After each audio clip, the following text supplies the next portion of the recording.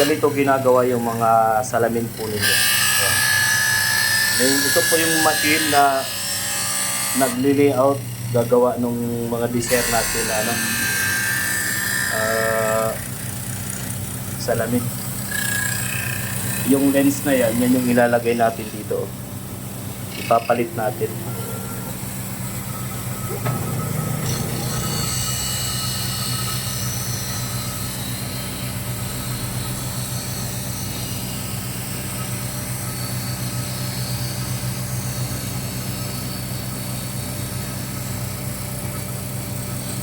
Tingnan natin kung ilang minutes mula siya nang nag-start.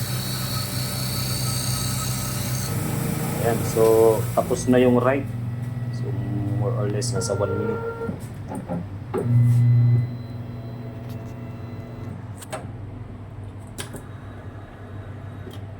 Tanggalin natin, tapos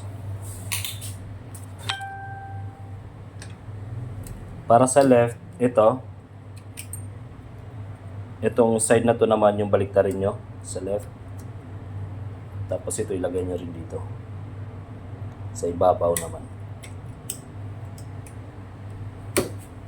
Okay, so left. Ayan. Yung purpose nito palaging nasa harapan ninyo. Ito. Sa mga beginner lang. Pero kapag mga magagaling na, matik na yan.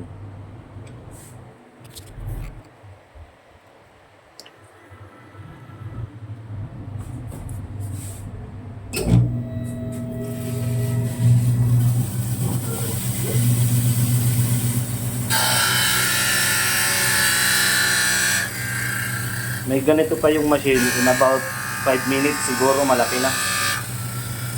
Matatapos agad yung mga salamin.